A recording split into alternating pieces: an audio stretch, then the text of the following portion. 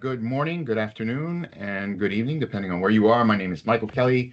I'm the Chief Advocacy Officer and the Deputy Managing Director of the World Liquid Gas Association, sitting in for James Rockwell, who wasn't able to join us today. And this is the WLGA Members Update webinar, the third of the year.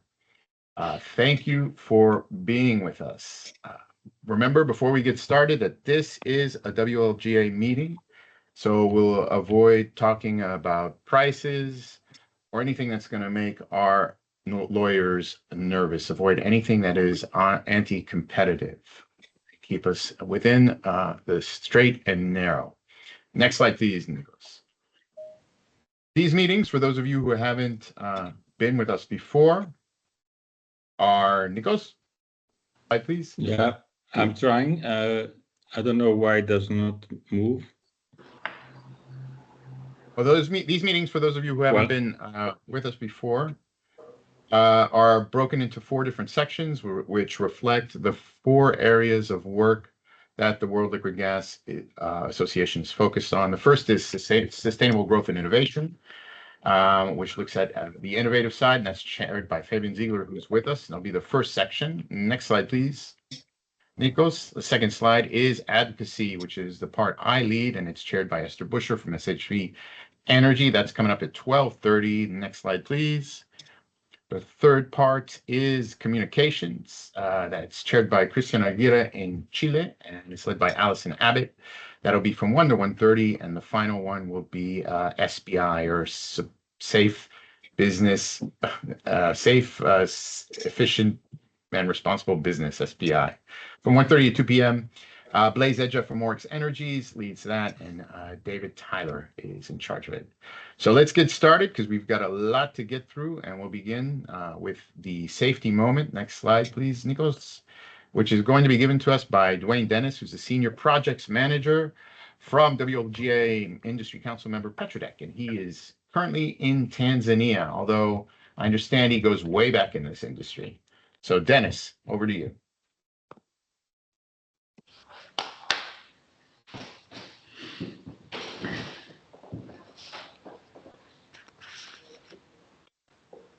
Dennis, you're muted. My apologies. Thanks, Michael. All right. So David's given me a very limited time, he says, because I talk too much. So let's get into it. Currently, LPG industry across the world it's an evolving, expanding at a very rapid pace.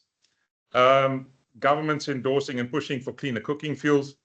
Some in industry would say that the industry is developing too quickly. Other people in the industry would say that the industry is developing not as quickly as they want, and that basically just depends on which side of the sales table you sit. You wouldn't find salespeople saying that there isn't enough market for them, they want more. Safety people, on the other hand, are going to take a more conservative approach and say, hang on, things need to slow down a little bit. So the reality is opening up these LPG markets is resulting in easy accessibility, increasing demand, resulting in more rapid expansion. And this, unfortunately, results in a safety void. So a safety void is because our market is expanding at quite an exponential rate. What happens is the safety aspect of it lags behind. So we create a void. And the void becomes easily exploited by, rogue elements in the market, dumping of illegal or cheap or unsafe products into developing markets. Africa is a big example of that. There's a lot of dumping of illegal equipment or unverified or uncertified equipment, and they're happy to prey on an industry that is ill-informed, doesn't have the same amount of safety information, training, education in the market as a lot of other kind of countries. And the rapid expansion in the demand by the consumers results in product or these gaps starting to exist where people are quite happy to exploit the gaps and try and fill them with adulterated product. There's a large amount of adulterated product. You have got, as we said, the illegal equipment and things like that. And these things, with this void starting to form, because the sales of LPG are expanding rapidly, and we're sort of having a little bit of a vacuum, and we're starting to see more and more accidents in the industry because of this. And it creates a bit of a concern. Recent incidents, the gas tanker explosion in Boksburg in South Africa, that resulted in 48 people killed and 200 people injured. Even more recently than that is the gas accident that happened in Nairobi in Kenya in February this year. That resulted in, I think it's 3 people that were killed and 280 people that were injured. And that comes from, these voids being formed where it opens up the market to illegal operations, which is exactly what transpired in the Kenyan environment. So there are countless accidents that happen to our consumers that don't even get reported. So cylinder incidents, cooking equipment incidents, and the list can go on and on. But there's more of these accidents that don't go reported. And it's going to start increasing as the market starts expanding further. So the International Agency drafted the African Energy Outlook Report 2022. That talks about the Sustainable Africa Energy Scenario. It identifies 900 million people across Africa, of which 85% of the regional population rely on biomass, being wood and charcoal, for their cooking needs. Their goal is to convert 1/3 of the homes to LPG by 2030. That's started in 2022, and the target date is 2030. And they estimate that in order to achieve this goal, they would need to accelerate their current programs 15 times faster than they are currently doing it. And this period then is going to put pressure on the system in terms of education, training, and making sure that the customers that are going to be moved into or moving towards these kind of the cleaner cooking initiatives with LPG are going to have the education and the training that is required. Many countries have got laws and regulations around LPG, and many of the countries are moving to include laws and regulations on LPG. In Africa and all emerging markets, it's becoming a necessity anyway. However, they're developing laws and regulations, and in many cases there are laws and regulations in existence, but they're not enforced. The world is in chaos, as we all know right now. So the enforcement of an LPG regulation in a developing country right now is the least of any government's concern. There are greater concerns and pressures on the systems for governments. And the only way that these kind of things are going to be taken care of, this void is going to be mitigated, and we are going to have to come up with a way of preventing the void getting greater and creating more of an issue in our industry, is by collaborative efforts from the industry. The industry needs to get together in all of these developing and emerging markets, and they need to first start forming, LPG associations, because in many countries, collaborative efforts that are not in an association format might be deemed to be illegal and anti-competitive. So you would need to form some sort of an association. And as an industry, we need to start pushing these agendas in terms of how we're going to educate, how we're going to teach the end users the safety of the LPG, the risk of operating unsafe equipment, and developing these markets to make them safer, while governments and other agencies are pushing for greater development of LPG in the industry. So, Dennis, we do need to move on because we have a packed agenda. Okay, so. Not a problem. Okay. Just in brief, the rapid increase in uptake of LPG, cleaner cooking fuel, it reiterates the importance of forming associations. The World Liquid Gas Association being one of the most prolific.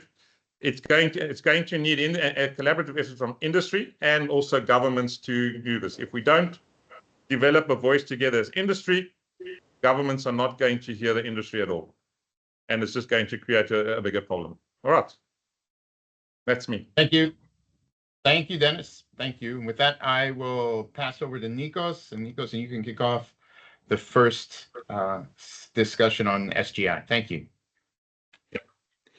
Many thanks. That's great, and a big welcome to everyone. Whoever does not know me, I'm Nikos Xidas. I'm the technical director of the World Liquid Gas Association, and I will take you through the sustainable growth and innovation goal updates. But before we go through the updates, I would like to invite Fabian Ziegler, who is the chair of our Sustainable Growth and Innovation, to share with us his first thoughts and his key messages. So, Fabian, the floor is yours. Yeah, thanks, Nikos, and dear colleagues. I keep this very brief in the interest of time. I just want to say, chairing that work group dealing with sustainable growth and innovation, I think it is more important than ever. We're doing at the minute really important work that visualizes a credible and feasible path to liquid gas taking a really positive role in a lower carbon energy system. Our friend Sinch is leading that work, and we will give visibility to sort of the various scenarios in Cape Town. So I think this will be insightful and very important work. And be assured, this is not a one-size-fits-all type of lens we're going to visualize. It'll be very segmented, realizing that markets, continents are quite different. I just want to briefly say that the home market to my company DCC, which is Ireland, is introducing as we speak a renewable heating obligation, which will mandate a bio content of around about 10% in any fuel used to warm residential houses. And in a way, this introduces a choice point for the industry. Do you want to pay penalties, or do you want to find a renewable route to get these molecules? And I, for my part, I know which would be my preference. And so we shall see these conditions under which I do believe renewable activities around liquid gas will become investable and super interesting. Now, I leave it at that and pass back to Nikos. I think we will hear quite a few success stories, but there will also be one or two setbacks that we will have to keep working quite hard. So I kept that short, Nikos. I think back to you. Yeah, many thanks, Fabian. Many thanks indeed. Just a very brief outlook on what we will hear further down. We're going to hear about the plan that we have for SGI for 2024, our renewables progress in the working group 1, our renewables progress also in the working group 2, which relates to the renewable DME, the HSE aspects. We are going to hear, as Fabian mentioned, the decarbonization scenarios now from Sinch Manson. Just a few things about what we have been doing in marine since the last webinar, and also the closing from Fabian again. So to start with, on our plan for 2024, we had the Innovation for Growth Summit. That was a big success. We have completed this. We had the development of a new report on future growth appliances, applications, and maintenance of past reports. The Exceptional Energy in Action, you all know, the website, which we keep updating and improving all the time.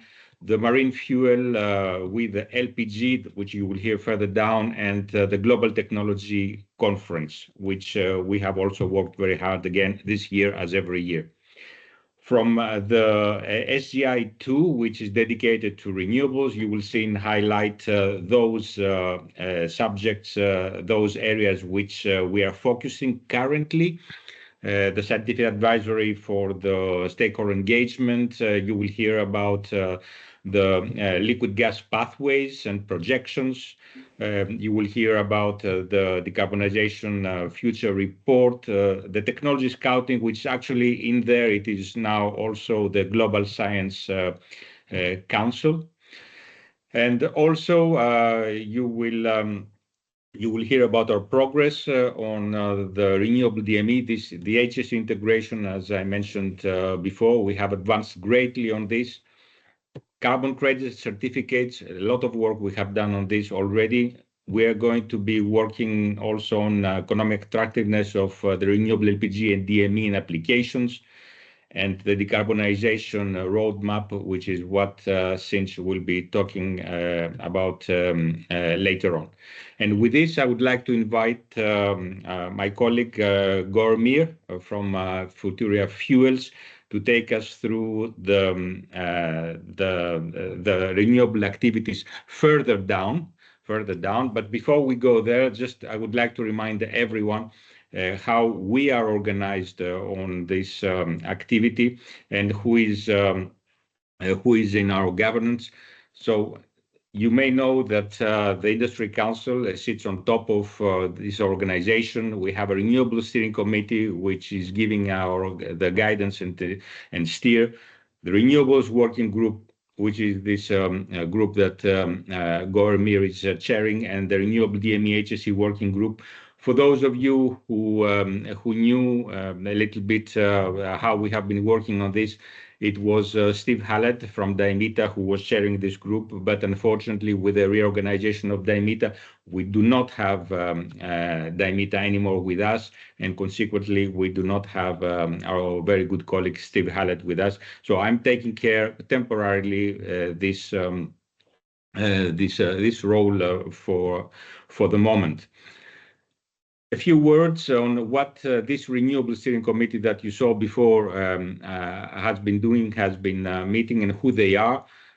You see in orange color the changes that we had since last time. SHV Energy, you know that also there is a new CEO who is being in place. So Esther Buscher had been the representative of SHV Energy in the meeting that we had on the 1st of August. Also, Marcus Dreyer has been now the replacement of Beth Reed, who was in the past. Of course, as you see, Daimita with Frankie Gboma is not anymore with us after the dissolution of Daimita. The meeting that we had in August dealt with primarily with the work plan in 2024, the progress we had been doing, and gave us their steer. Of course, obviously, with the developments we had in Daimita and how we are going to manage the new issues that we had to face with this development, and the budget and finances for 2024. Key decisions that we had to make, or subjects we had to discuss. Of course, obviously, how we are going to cover the gaps that were created with the dissolution of Daimita, the chair of the Renewable DME, the HSE working group, and also the lead of the Workstream 4, which is applications and appliances. Both of them, I'm taking care of them personally now myself, but this is a temporary solution. And we took some decision on the budget because with these developments also we had some issues with budget. We are losing some funds. So we had to prioritize and reduce our expenses, the projects, the costs that we had for 2024. And we also took the decision to issue the second invoices of the contributions from the steering committee as planned, rather than add something more to cover the funds that we were missing. We also said that the members should do their best to try and attract more members in the steering committee so that we have more contributions to help with the projects that we are running. And now here I would like to invite Gormir from Futura Fuels to take us through the first working group progress, the renewables working group, the working group 1. So Gore, the floor is yours. Thank you, Nikos. I hope everyone can hear me clearly. If you go to the next slide, Nikos. Yeah, on this slide, you see a set of activities or projects that we are running. Some of those have been completed. So the first one on bio FCC to renewable LPG. This is a process that also results in fractions of bio LPG. We developed sort of a briefing note where we looked at opportunities and challenges with regards to procuring those volumes from existing refineries. It's completed and available for members. In terms of involvement, for most of these projects, Renewables Working Group is taking the lead. Only the last project, which is decarbonization scenarios, that Fabian also mentioned, following feedback from the STEERCO, it has been decided that ownership should be somewhere else. So Cinch-Munchen was kind enough to take the lead on that project, where Renewables Working Group would only provide inputs and be part of the process. But Cinch would talk about decarbonization scenarios in more detail. The second bit is on sustainability certification for renewable liquid gas. So what type of certification schemes apply for renewable liquid gas certification? This is also a report that we have finished rather recently, available for members, and I will talk about that in a separate slide. Same goes for Global Renewable Liquid Gas Pathways Outlook. It was a massive project. It's nearing completion. Hopefully by the end of October, we'll have the finalized report. Then we have our annual update on renewable LPG projects and pathway descriptions based on developments in the market. We keep on updating this report, and this report also feeds into the map on renewable liquid gas projects that we have placed on WLGA website. Another project where we are really in the starting phase, trying to write terms of reference and scoping document, is about understanding economic attractiveness of renewable liquid gases, comparing with other alternative solutions in different applications. For example, renewable liquid gas compared with heat pump. So in the end, it would be a tool that members can use to insert data that is, in case, commercially sensitive. So we are not looking at commercially sensitive data as part of WLGA, but providing a tool to members so that they can play with it and try and understand for different geographies how attractive is our solution. One note, we wanted to start activities on carbon capture, storage and utilization. We have been given the steer from the STEERCO that we should pause these activities after we have completed the phase 1 of decarbonization scenarios. So after phase 1, we will have a white paper that would also touch upon CCSU activities and opportunities. Subsequently, we would have a better view where to zoom in and deep dive on this topic, which is quite broad. Next slide, Nikos. On sustainability certification, this is a report developed by ERM. They're a global sustainability consulting firm with offices in London, also in Switzerland. We are pretty pleased with the quality of work that they have produced, and also in terms of project management, they were pretty strong. The report looks at different sustainability certification schemes that are currently used in regulated markets, the type of requirements and KPIs that they need to comply with. Similarly, the certification schemes, the requirements that they have to comply with in voluntary markets. As part of the projects, we also develop a short list of certification schemes that look at e-fuels or synthetic fuels, certification schemes that look at biofuels, but also recycled carbon fuels. All these fuel categories also apply to pathways that liquid gas industry is also developing and pursuing, trying to compare these requirements between regulated markets and voluntary markets. And towards the end, there's a set of conclusions and recommendations for WLGA. As part of this report, we have also zoomed in or scanned different regulations that are quite key in geographies that are leading the efforts when it comes to investments in renewable energies. So we have looked at the EU market, UK, USA, Japan, and Brazil, which gives you a decent understanding of the types of requirements that could be kept in mind if you were to really certify your product from sustainability standpoint. So I encourage everyone to read through this report, quite useful. If you go to the next slide, Nikos, then I would quickly talk about the Global Renewable Liquid Gas Pathways Outlook report. Within this report, we had a set of deliverables. So we have completed pathways description and assessment.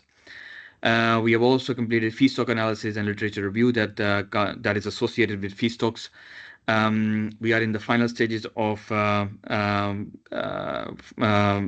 producing the modeling report that looks at 3 different scenarios towards 2050. And then what would come out of this whole process is the synthesis report that combines all these individual deliverables.